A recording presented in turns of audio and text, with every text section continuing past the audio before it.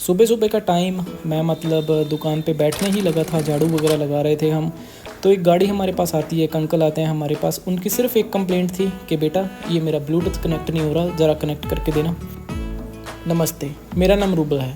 और जैसे ही मैं उस गाड़ी में बैठता हूँ ब्लूटूथ कनेक्ट करने के लिए, मैं देखता हूँ कि हमारी फ़ोन की डिवाइस लिस्ट में इसका कुछ नाम ही नहीं आ रहा। जितना भी सर्च कर रहा हूँ, मैंने अपने मोबाइल पे देखा, पिताजी के मोबाइल पे देखा, किसी भी डिवाइस का नाम ही नहीं आ रहा। तो यूं ही हमने पूरा सिस्टम चल रहा था, तो हमने उनसे परमिशन लेके, मैंने बोला उनको कि खोलना पड़ेगा, देखता हूँ मैं चेक करके। तो उन्होंने हमें ग्रांट की, परमिशन ग्रांट की। तो जब देखता हूँ तो वाटर डैमेज की प्रॉब्लम इसमें, पता नहीं सिस्टम कैसे चल रहा था। और पूरी हमने इसकी डायग्नोसिंग करके जब देखा, चेक किया, साफ़ वगैरह करके, इस जगह पे हमें पानी की शिकायत थी और कनेक्टर के पास पानी की शिकायत थी। कनेक्टर तो आपने देख ही चुके हैं, कनेक्टर तो आपने देख ही लिया है किस हालत में हो गया है इसका कनेक्टर। और यहाँ पे ये देखिए ट्रैक डैमेज हो चुका है। ये हमने जब देखा गंभीरता के साथ तो पता चला। ये इसका आपको ब्लूटूथ डोंगल दिखा दूँ, ऊपर लगा हुआ है। तो इस कॉइल पे 3.3 वोल्टेज हमारे आने चाहिए जनरली, तभी हमारा ब्लूटूथ वर्किंग कंडीशन में आएगा और एंड्रॉयड ऑटो भी वायरलेसली यहीं से चलेगा।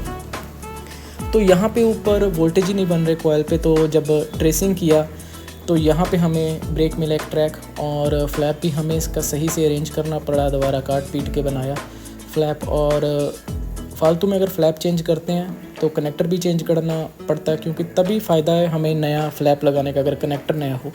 तो फालतू की कॉस्टिंग आ जाती है उस चीज़ों में कस्टमर पे। तो ये हमने बिल्कुल सही वर्किंग सेट कर दिया उनका। अभी आपको इसकी ओरिजिनल साउंड सुनवाता हूँ मैं। तो बिल्कुल सही काम जैसा होना चाहिए। तो कुछ उनको हमने चीज़ें बताई कि किस तरीके से आपको इस अपने सिस्टम की केयर करनी है, कोई फालतू पॉलिश वगैरह नहीं इस पे यूज़ करनी, डैशबोर्ड को कैसे क्लीन करना है, क्या ध्यान रखने वाली चीज़ें हैं, ताकि आपका स्टीरियो में पानी जाने की समस्या कुछ हद तक आप खुद कम कर सकें। ये देखिए, पहले यहाँ पे हमारा डिवाइस का नाम नहीं आ रहा था, अभी डिवाइस का नाम आ रहा है, जैसे कि आप देख पा रहे हो। My first and last love Chandigarh लिख के आ रहा है। नाम भी क्या गजब रखा किसी ने। तो कनेक्ट हो चुका है अभी डिवाइस हमारा। आपको म्यूज़िक सुनाता हूँ मैं। ये देखिए ओरिजिनल साउंड सुनाता हूँ ये ठीक करने के बाद की।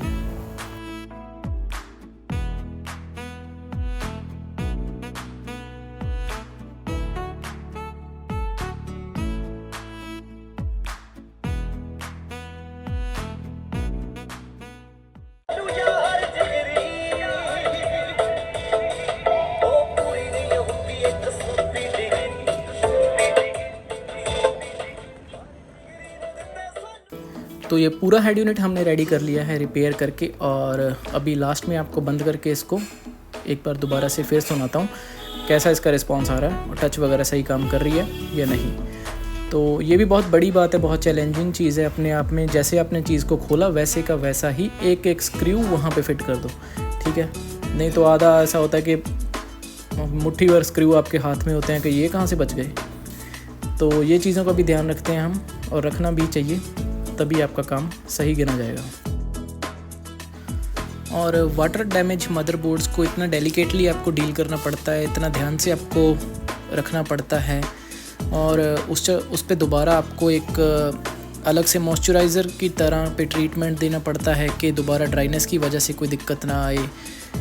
मतलब कि सब सामान मिट्टी की तरह हो जाता है जब एक बार पानी किसी चीज़ को, इलेक्ट्रॉनिक चीज़ को छूता है। तो आपको ध्यान रखना पड़ता है कि ऐसी कोई कंप्लेंट कम से कम 1-1.5 साल तो आनी नहीं चाहिए पानी गई हुई चीज़ में। सेम रिपीट तो मारना नहीं चाहिए। कुछ और समस्या लेके आता है कस्टमर तो कोई बात की बात है, देखेंगे, वो चलता है। सेम प्रॉब्लम जो आपका किया हुआ है वो रिटर्न आ जाए तो थोड़ा दुख होता है कि कहाँ पे कमी रह गई। तो एक बार तसल्ली से काम करो, टाइम ले लो, कोई दिक्कत नहीं।